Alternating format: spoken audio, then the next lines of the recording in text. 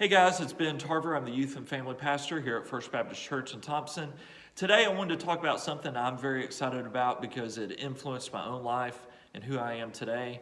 And we're going to talk about grandparents. So we have this resource at the Faith at Home Center, Influencing Grandchildren. And I encourage you to pick this up. And maybe you're a new grandparent, maybe you've been a grandparent for a long time. But I think this piece will bring some things up for everybody to help you and encourage you as you influence your grandchildren. And first off, the thing we need to recognize is in the 21st century, we face new challenges. I think grandparents, you know this, you can feel this, but I want you to know you're not the only one. You're not alone in this. Parents and kids and teachers and all sorts of people, really everyone, is feeling changes and challenges in the world we live in today. And those aren't things we can hide away from or just be discouraged by. We need to face those and see how we can use things, understand the challenges, but also understand the opportunities. And that's what I wanted to bring up next, was that there's new, exciting opportunities. One of those opportunities that comes for grandparents is because of life expectancy. People are living longer. I see this in my own family. My grandparents are living longer than their parents lived. And their parents live longer than their parents lived. So when you look at generations, today, the generation of grandparents are living longer than ever before. So that creates new opportunities to serve, new opportunities to be with your family, new opportunities to travel, to do other things. So that's exciting. And we need to give thanks to technology and health and things like medicine and surgeries that are greatly increasing life expectancy. Another thing that's changing that we're seeing more and more in society is families that once were close-knit, and probably close-knit in places like Thompson and even in Fountain City where I lived, outside of a larger city, it was still a close-knit, tight community. I lived really close to my grandparents, and the whole family lived closer.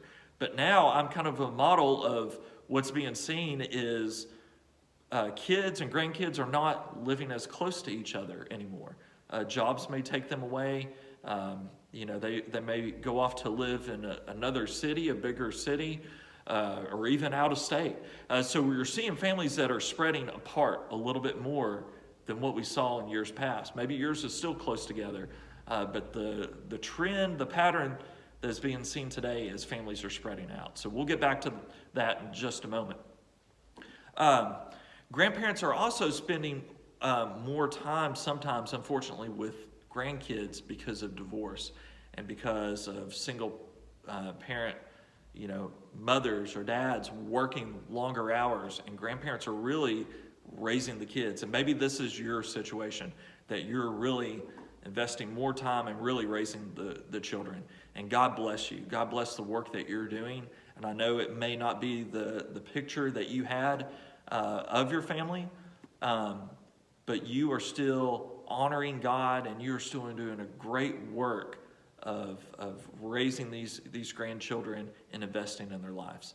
So the role of a grandparent today, just looking at all those factors, can be a little bit less clear because the family situation might be different. So you might be closer together, spread further apart. The family dynamics, maybe divorce or separation, something like that has changed things, what it looks like in your family. But these things are always clear for a grandparent, how they can influence. The first thing is to be there for them. To be there for your grandchildren.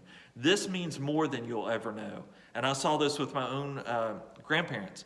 They attended everything. They were there for birthday parties and for concerts and for sports tournaments and games. And they were the biggest cheerleaders.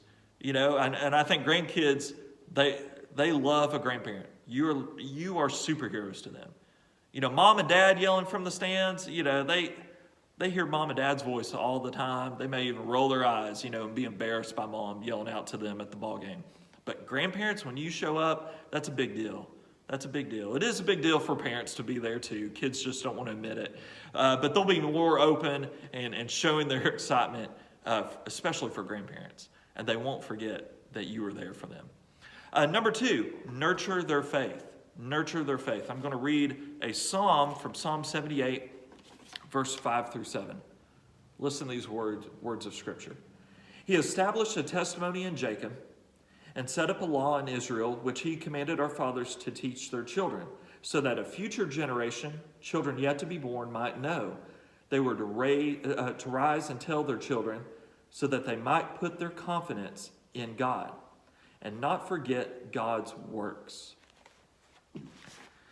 So that's just amazing part of Scripture that just tells about the importance of faith being handed down to their children. It's something that's intentional, something that's done. I remember when my parents would go off, on their anniversary and go out of town and go to a bed and breakfast or something, we would stay at my grandparents', and my grandparents would have a nightly devotion.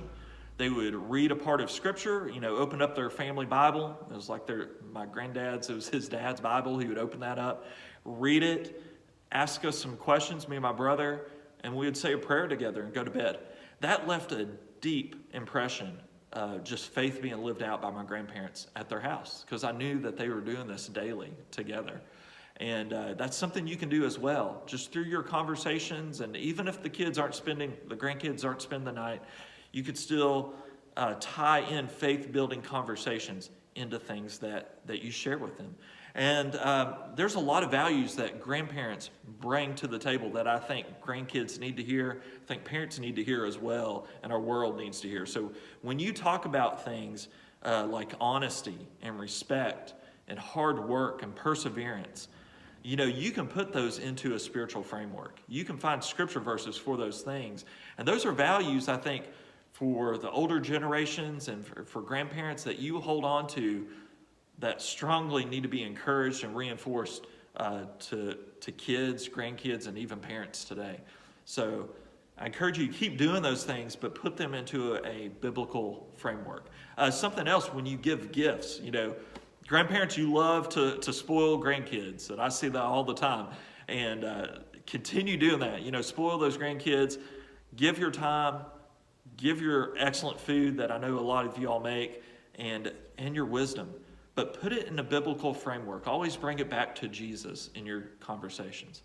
So these things and a few more, there's other resources and stuff on the back of influencing grandchildren. You can pick this up in the atrium at the Faith at Home Center, or you can find this on fbcthompson.org. And I hope that this resource can be an encouragement to you, that this video is an encouragement. As always, if you have any questions, please contact the church office. We would be glad to talk with you. God bless you in the role that you're doing as a grandparent and influencing the next generation.